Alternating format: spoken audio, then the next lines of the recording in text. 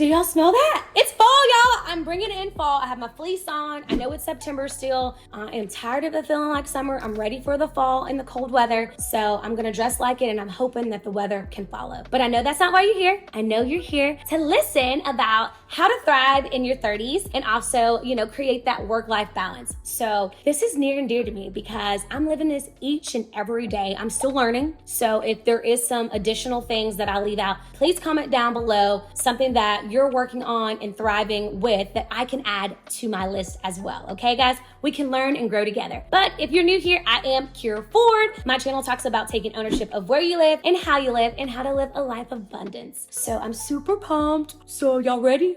Let's get into it. So the first thing right off the bat, I'm going to say the myth of that our prime time was in our 20s. Honey, your prime time can be in your 30s. It can be in your 40s. Heck, you can reinvent yourself every decade if you decide to. But I do want to come here and tell you that just because you set the stage in your 20s doesn't mean that's going to pour over into your 30s. It will to a certain extent. So I do want to let you know that you can still set goals. You can still accomplish things. And like my favorite author, Gary Keller, says that you can be anywhere in 5 years. Let's get out of our mind that, our prime time was in our 20s, because I truly believe that your prime time can be any time that you decide and you're intentional about your life. One thing that I'm still growing on is understanding priorities, because I know that sounds like very easy breezy. Understanding priorities, truly self-reflecting and figuring out what truly matters to you guys is so important. So if you didn't do that in your 20s, and you have to also realize that different seasons, different chapters bring a different version of you. And so I do think it's very important to understand what priorities you have in this season. Looking at your personal and your professional growth, and also just giving yourself grace and knowing that priorities do shift. Like I said, in different seasons, in different chapters of your life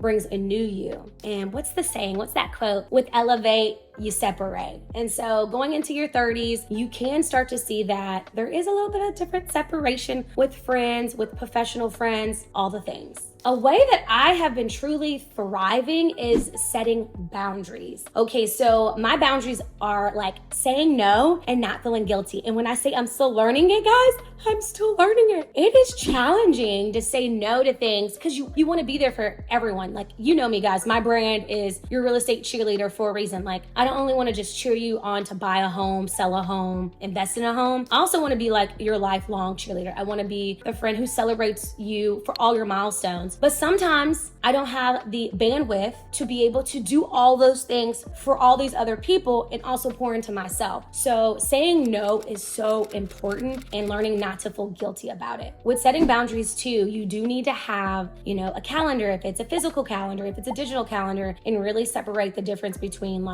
personal and professional. If it's not on your calendar, it doesn't exist. So you need to also put personal things on your calendar. And when I'm talking to you, I'm talking to myself too, because I'll put all my business stuff on my calendar and I won't put any personal. And then I had a guy once tell me what's on your calendar is your priority. That's what you care about. And I'm like, oh my gosh, I don't care enough about my personal life. And that's why I don't have it on my calendar. So I've made it very, very important to put personal things on my calendar, and I challenge you to do the same thing. Now, I know you're not going to want to hear this, guys, but efficient time management will truly help you thrive in the work-life balance, because you truly need to know the difference between quality and quantity, okay? Like, what actually matters? Is this a task to just be busy, or is this a task that actually matters and you can actually see results and your future self will thank you for? I think sometimes we kind of get into the nitty-gritty. We just want to be busy. But if you take some time to write out your schedule, write out the top 3 things that you need to do for each day, you will see how much further you get along, how much more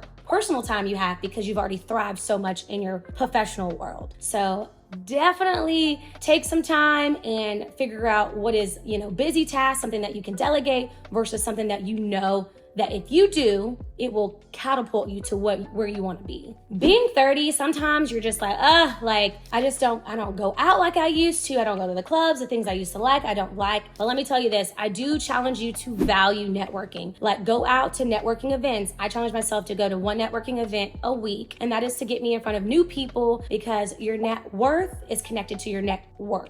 And so I do challenge you and I do suggest that you go out and you get mentors, you get professional friends, you get people who are doing better than you, because I've been praying to God to position me with people who match up with my future self. That's what's so beautiful about networking, is you don't know what conversations it's going to lead you to a new life. And so I do challenge you to go to networking events, to meet more professionals, more mentors, and people that can help you elevate. But don't be an opportunist now. I'm not saying go out and be an opportunist. Go from a giving heart, because I always say come from contribution before you're expecting someone to give, okay? And overall, networking just leads to more opportunities and honestly a little bit more of a balanced life. Now, this is something that I talk about all the time on my other social media platforms. So if you don't follow me on Instagram, TikTok, Facebook, all the places, I'm on LinkedIn, you name it, I'm on it. I know, guys, I stretch myself thin, but I'm working on it. But continuing to learn. Being learning based is so important, especially being in your 30s. Sometimes we feel like we've arrived, or, we already know it all. You don't.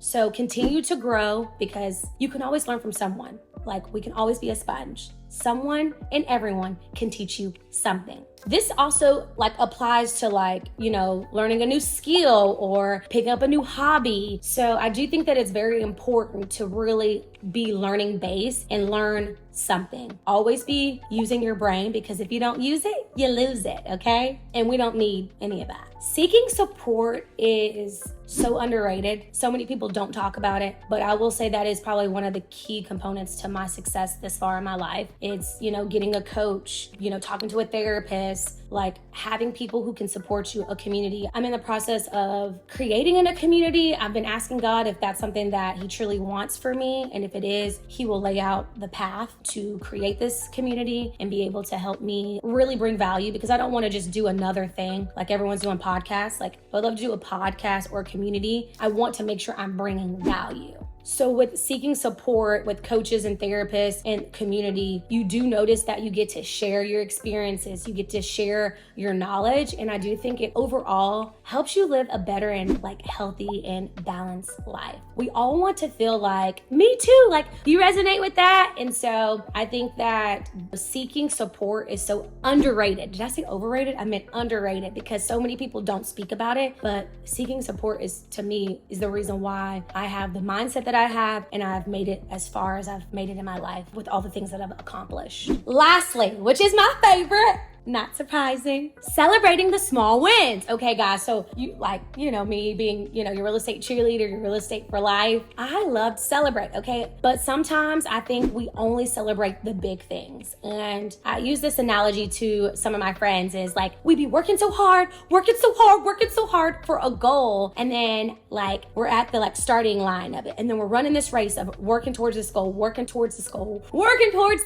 And you finally make it to the finish line. And you're like, yes, I made it. And you're so happy. And then boom, you're back at the starting line, because you've come up with a new goal and something new to accomplish. And so I want you to know that you should celebrate all the wins along it, because it's not about the destination when it comes to life. It's about the journey. Okay. And so if you're a person who only celebrates when you accomplish big things, I challenge you to celebrate the small wins, and you'll see how much better and abundant your life is, because you realize that the small things lead up to the big things. So guys, I hope this has brought you value. I hope this video has given you so many things that you can either work towards or say, hey, that's me too. And comment below if there's some things that you would like to add where we're able to thrive and create that work-life balance that I would love to kind of add to my list of things. And my goal is to help you take ownership of where you live and how you live and live abundance of life. And so with that being said, if this video has brought you value, please smash that like button, hit the subscribe button,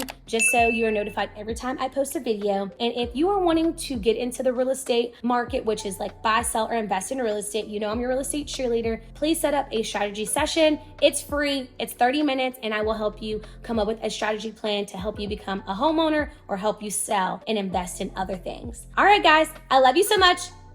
Until next time, peace. Oh my gosh, there she is. It's Keyra Ford. Keyra Ford. You don't know what? Never heard? Oh my gosh, she slays every time.